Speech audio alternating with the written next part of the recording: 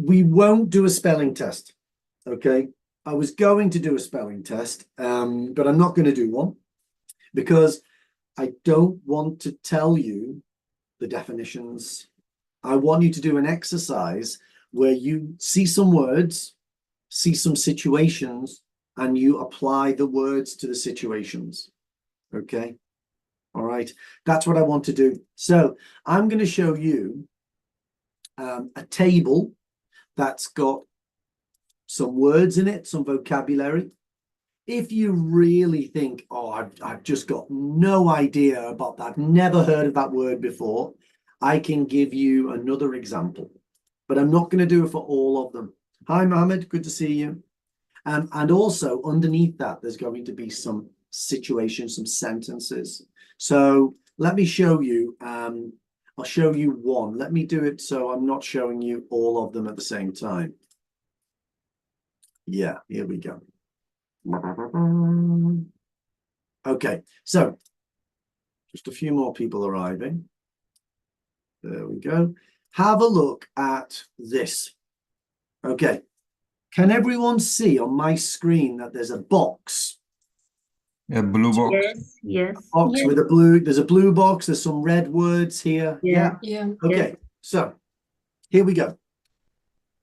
In this box, there are 10 words. In this box, there are 10 sentences. All right.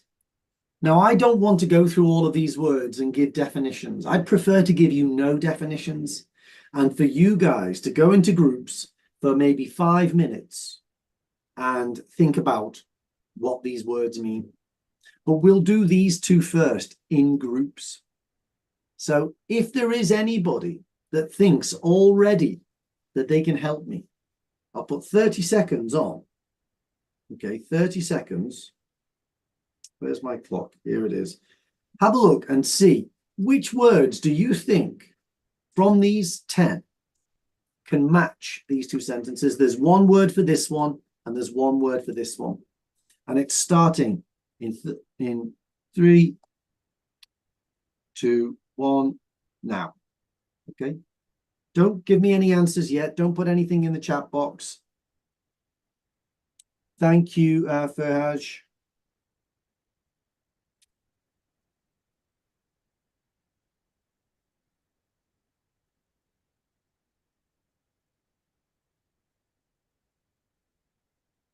Now, of course, you can look at a dictionary if you want to, but I think it would be better to try and work it out. Okay. And you'll be in groups to do it. So, Khalid, you've got your hand up. All. Okay. So, which one would you like to help me with? I think I will go for you can look at the situation number of the ways. Okay. Which word do you think here would match that one?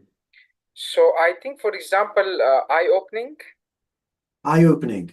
Okay. So I can understand why you've chosen that because it says look and it says eye.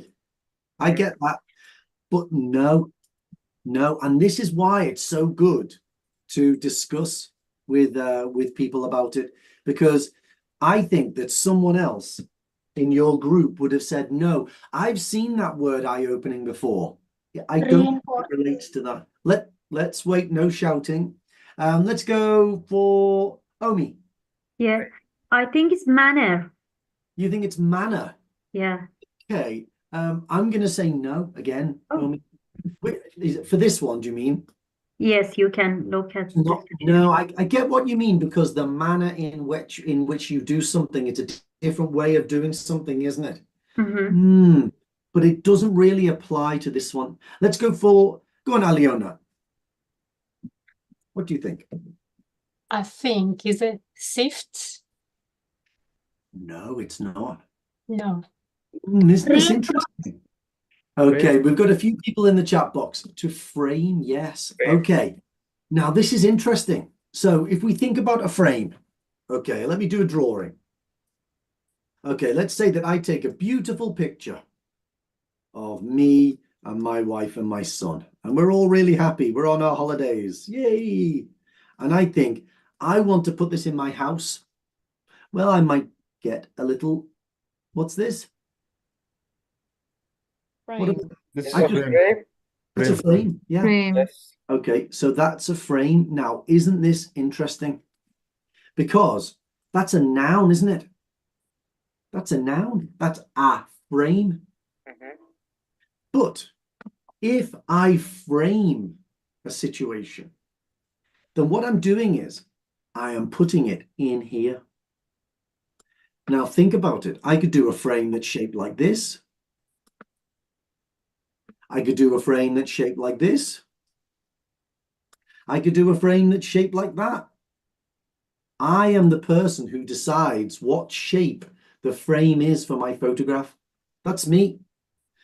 So that's the solid meaning.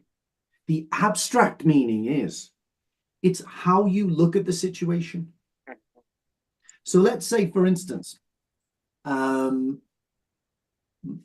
my car, I very, very gently bang into my neighbor's car. Very, very gently. I just bang like this. Okay. Is that a serious car accident? No, it's a shame. Mm. It's just a shame, yeah. Yeah. But the thing is, my next door neighbor is not thinking that was just a small accident. They're thinking, last week he broke a window in my garden. His tree is growing into my garden. He makes noise all the time at every time of day. And now he's hit my car. So he's framing the situation in that way, and I'm framing the situation in this way. I'm saying it wasn't a serious car accident.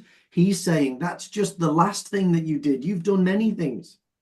So framing it is looking at the situation in different ways. That's what it means. So I think that's a really interesting bit of vocabulary.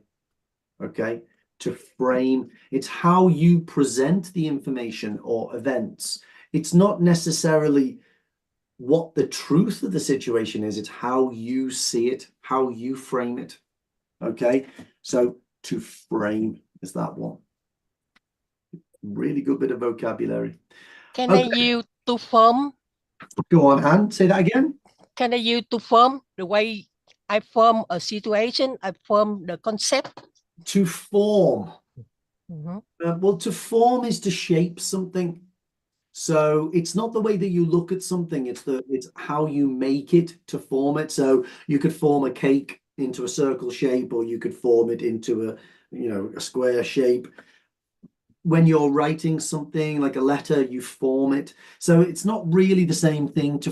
When you frame it, it's how it will be perceived. It's how it is presented in terms of its ideas.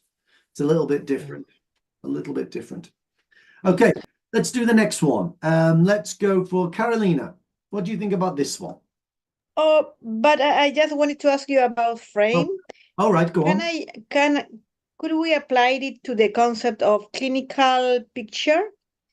When I am presenting a case with my first impressions.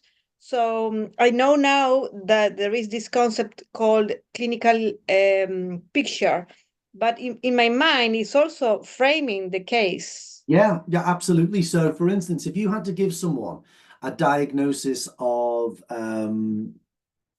terminal cancer, okay, you're going to be thinking about this in terms of we're not going to try and cure this. We're going to try and manage the rest of your life. It's all about palliative care, managing pain, managing expectations. That's how you frame that conversation, isn't it? That's what you're going to be saying. You're going to be saying, okay, that's how we're going to look at it. We're not going to be looking at it in terms of how we can resolve it, cure it, or anything. For you, this is terminal, so you're framing it that way when you discuss with the patient. But if somebody's got cancer on their, it could be the same, it could be skin cancer, but if they've just got a little mark on their hand, then you won't be framing it that way. You'll be framing it in terms of, let's stop this now, let's address it, let's sort it out, and hopefully for the rest of your life, you won't have any more problems. So yeah, it's absolutely right. The way that you decide to present this information, what the focus will be, is how you frame it. So could I say to a patient, let's frame this condition into a, or No. not to use with patient? No, generally framing is something that you do privately and you don't discuss it. You don't, the way that you frame things is basically the way that you perceive things, the way that you feel that they should be spoken about. And you don't normally introduce that when you do it. I see, thank you. Right, yeah. Okay, let's do the next one then. Who else have we got? Who wants to help me with this one? The first one. Me? Well, let's wait. Let's see who else we got. Christina, go on, Christine. Oh no, Rita. Go on, Rita. What do you think? Anomalies. ANOMALI. Okay, so why do you think anomalies? Because I saw the word sophisticated technology. That's why I chose that. Well, anomaly is not really related to technology. It can be used with technology, but it's not related to technology here. Tasnim, what do you think? Yes, I think it's precursor. I like that answer. I like that answer. Tasnim, why? Yeah, if something precursor is something used before something and it's in the same kind or in the same manner. Yeah, okay. So you can't say that the horse is a precursor to the mobile phone. Mm. They don't relate, do they? But No. you could say that the horse is a Yes. precursor to the bicycle, possibly. Maybe yes. Or a Okay. car. Yeah. So Yeah. the landline or the telegram or the letter, they were precursors to the telephone. Okay. Yes. A letter is a precursor to an email. It's not something that just comes before anything. It's the previous version of something generally. That's what a precursor is. Something that comes before something else that's a similar type of thing. So the letters are precursors or were precursors to emails. That's one way of looking at letters. That's one way to frame what letters are, that they were precursors to emails. But we still use letters now, don't we? So that's another way to frame it. So precursor. We've got pre, which means before, and we've got cursor. I don't really know why it says cursor. I'm not sure what the reason is for that. But basically, this is what I want you guys to do. I want you to go through, have a look at the other ones. I'm thinking that I would like to do at least one reading part C question today and talk a bit of technology. So why don't we do these ones, and then these ones can be homework, okay? The bottom four, okay? Paul, Yes. is the precursor is the idea of the cursor in your screen, like you're moving on? No, that's why I'm saying it. A cursor is this. Yeah, it's where you move. It's this thing that I'm moving on the screen. I Yeah. don't know why it's related, because this word precursor predates the word cursor for a phone, for a computer. So I don't know why. I mean, this is an old word, so we'd have to look at the etymology of it. Thank you. Okay, so let's go and let's do these ones. Okay, I've got 4 more. I'm going to put you into groups. Okay, let's come back. I'm going to give you about 5 minutes to do it, and I want you to come back and be able to answer me why you've chosen a particular one. If you want to use a dictionary, that's your choice. You can do it if you want to. There should be 5 or 6 people in all of the groups. I'm going to open it in a moment. Does anyone have any questions before we do it? No, thanks. Thank you. No questions? Okay, I'm going to open the rooms now. If you're in a room and nobody's talking after 1 minute, then just let me know, okay? And I'll put you into a better room where people are speaking and exchanging ideas. Here we go. If you're at home, give yourself about 5 minutes, or as long as you like. Okay, so we're coming back now. The students will be coming back. Hopefully you've had a chance to have a look at this. I want to see some hands. I'd like to see some hands. Who's interested in being involved and giving me a bit of feedback on this? Now, obviously, Tasnim, you've already very successfully helped me. So I'm going to go with Carmen. Let's have Mahiba there as well. I think there's still a few people coming back from their rooms. Suleiman, okay, that's good. And one, I'm looking for one more. Now, Aliona, I think you've already had a try. Yes. But if we don't have anyone else, I'll give you another try. Yes, I can. Okay, yeah, I can hear you, Suleiman. Okay, well, Yes. let's for a second. Is I there anyone didn't. else who wants to? Who else has put their hand up? Alessia. Okay, sorry, Aliona. Okay, okay, let's go for Carmen. Carmen, are you there? What would you like? Yeah, from what we discussed in breakout rooms, I would say that on the first one, I think is deduce. Deduce. I love it. Yeah, very good. Now, what does deduce mean? I know, but I don't know right now to explain. It's like you have a feeling or something like that. You Well, no, I think it's better than that. I don't know if you guys have ever heard of this word, a hunch. Have you ever heard of that? A hunch? Yeah, a hint or something like. Yeah, so a hunch like is, feeling your guts yeah, feeling in your or gut. following your guts. Your intuition. Sentiment or something. I don't know. It's not, well, it's It's just inferring. Intuition. Let's wait, guys. Okay, yeah. So intuition, yeah. So Intuition, you yeah. don't have any facts. You're just thinking, I think it could be this. Yeah, you can be skeptical, but Yeah, I suppose you could be, but it's not. Being skeptical is like a negative hunch. You know, it's where you think, I know that they're saying we could do it, but I don't. For some reason, I can't explain why, but for some reason, I don't think that's going to work. That's skeptical. But a positive hunch would be, I think it was him, or I think it was that, and you don't have all of the facts yet. So hunches, you can't send someone to jail for a hunch, but you can deduce. Okay, and I would say that doctors and nurses deduce things all the time. If you're trying, it's basically to work out. You get some evidence, you get some information, and you say, okay, I think that it's because of this. So in the doctor's class earlier, we were saying blood pressure went down or went up overnight. Okay, so what you do is you ask some questions, you get some information, and then you deduce why something happened. Okay, so to deduce is basically to do this: take information and find a conclusion. To deduce, and the noun deduction.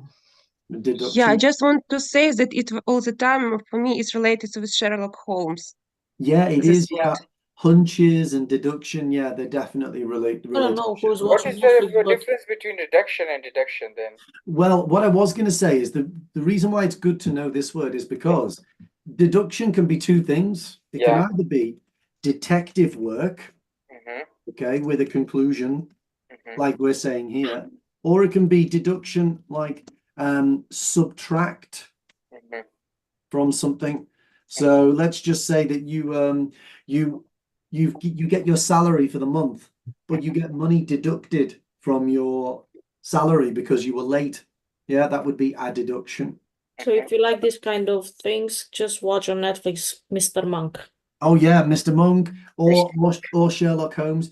Monk is amazing. Yeah, Monk's I'm on amazing. 6th season right now. Yeah, What is so- that? It's a series? Yeah, so Yeah, Monk- it's on Netflix. Monk You can watch is- it. It's nice. He's an obsessive compulsive Detective. and he's basically a modern Sherlock Holmes, and it's really, really good. It's very, very Sometimes good. it's annoying, but he's Yeah, good. but it's definitely useful for vocabulary. Okay, thank you, Carmen. Brilliant. Okay, Sorry, let's go. Paul. I have a Oh, yeah. question here. Go on, Tasnim. Yeah, Can we use the word sift here? sift. Sift. Not really. No. I can understand why you might.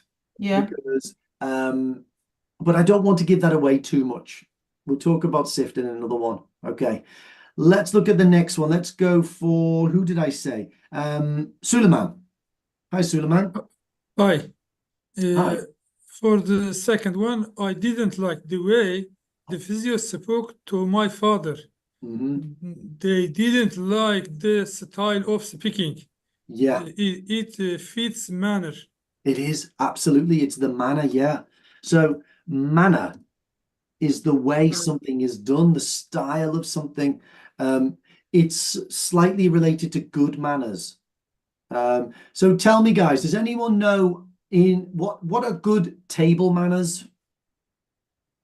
Use Table fork. manners, eating properly. Use a fork? Yes, Not necessarily. eating with the mouth closed. Eating with your mouth closed, yeah. Eating with nobody wants to see what's in your mouth. Don't The speak man, the during man of the code, meal. no? There are a lot of them. I cannot say that it can be There are a one. lot. There are a Also, lot. take off elbows. It's good manner. Yes. Yeah. When I was young, there were 3 rules at my table that were good. My mum said were good manners. 1, eat with your mouth closed. Okay. 2, don't have your elbows on the table. And 3, if you need to leave the table, you ask permission. So please, can I go to the bathroom? Or please, the phrase in our house was, please, can I get down from the table? There are others, aren't there? You know, don't burp, don't talk about religion. We only don't have talk one about rule. money. Don't talk when you are eating. Yeah, don't talk when you've got your mouth full. Yeah, so there are loads of different ones. And I imagine in other cultures, there are lots of other different types. Wait, mom, until before you start eating. What's Yes, it's good. I think the one is Wait for mom, be Oh. seated before start eating. Yeah, whoever cooks, wait for them before you start. But let's finish with that one. So that's manners. They are called manners. Okay. The manner that you do something in is how you do it. Okay. So if you've got good manners, then you've got good style. You're polite. Okay. If you've got bad manners, you're the opposite. But it's not just about behaving well. It could also be about playing football. Think about, for me, Ronaldo and Messi. Okay, I don't like the manner of Ronaldo's football. I don't like the way he plays. He dives. He's very arrogant. But I love the manner of Lionel Messi's play because he's selfless. He works hard. He doesn't dive. He's not a big cheat. Okay, so the manner is the way that something is done. So in this case, I didn't like the manner of his speech. Okay, Suleiman was absolutely right there. Yeah, the manner. Okay, let's do the 2 more. But what about the bedside manners? Because I don't know, we talk about Bedside table manner. manners in plural, but Okay, bedside manner is singular. Why? That's a good question. Bedside manner is the way that you behave when you're at the bedside, but manners is a set of agreed behaviors that people always display. So it's like exercise and exercises. So manners, one of them would be elbows on the table. Another would be don't speak with your mouth full. Another one would be keep your mouth closed. So these are all separate things. But bedside manner is your attitude. So what's your tone of voice like? Are you helpful? Are you nice? Are you supportive? Are you empathetic? So it's your approach, your style. That's your bedside manner. I see, it's more like a style. It's more like a style rather than a set of behaviors. All right. Okay, let's go for Wasiula. Are you there? Yeah. What do you think about this one? I think it's anomalies. Anomalies. Okay, so anomalies are things that don't happen usually. Anomalies. So if you did a blood test at the doctor, yeah, do you want to see an anomaly on your test?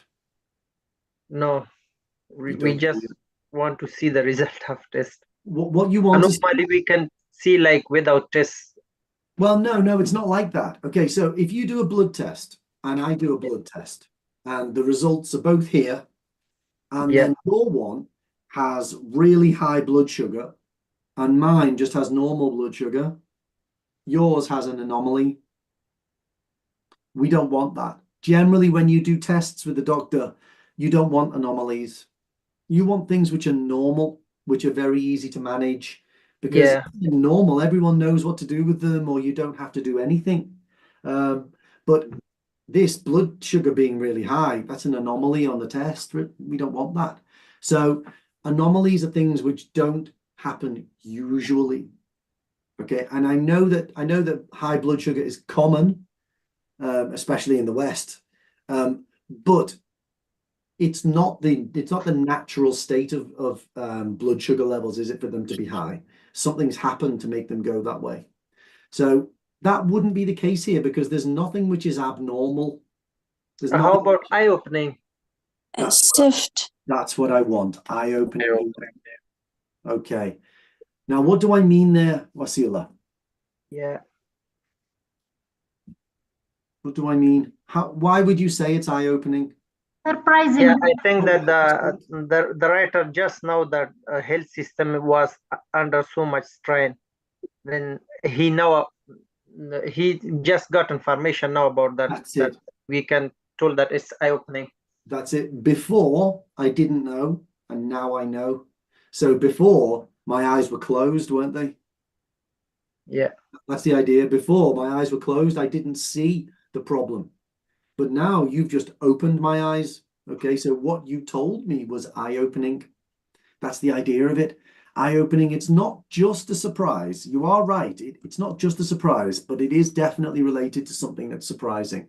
I am surprised by that. Now I know that. I didn't know it before. All right. That's normal thing, but I didn't know. Didn't know about that. Yeah, well, it's good. That's why we do the vocabulary, isn't it? Okay, Yeah. let's do Paul? last one. Yes. Here is strain means pressure in this. I think that's a really good way of thinking about it. Yeah. Strain is when you really you do something to the most that you can do it. So, you know, when you were young and there were some biscuits or cookies on top of the fridge and you tried to reach it, you were straining every muscle in your body to try and get it. That's straining. So if the NHS is under strain, it's like it's working that hard all the time. And that means that, you know, there aren't enough nurses, aren't enough doctors. We haven't got enough beds. It just means that constantly operating at that kind of level. Yeah. So under pressure, under strain would work here. It doesn't always match, but it does work here. Okay, I've got one more. Let's go for Alessia. What do you think about the last one? Oh, sorry. At this point, I have no the faintest idea. Sorry. Don't have the faintest idea. Okay, so let me ask you a few questions. All Yes. right? Okay. Do I want to go and volunteer? No, I don't. But you persuade me. No, it says here, made me want to go and volunteer. Yes, I did not want, but you just persuade me, and they made me want to go to a volunteer. It's not. You've got a little difference more. there. It says more. Let's wait. Let's wait, guys. I'm just speaking to Alessia. So what we've got there is a small difference in understanding, which makes a big difference, Alessia. So you are right. It's like I've been persuaded, but it's not persuaded from no to yes. It's persuaded from yes to yes. You just extend this, yeah, my feeling. It's just more. So hearing the experience of the medics at Doctors Without Borders made me want to go and volunteer more. So if we look at any of these words here, anything that you think might be more or again or... With prefix re, I don't know this word, but with prefix re, it means to do something again. Yeah. So reinforce means to make something strong. Oh, yes, and force, it means, force, it means power,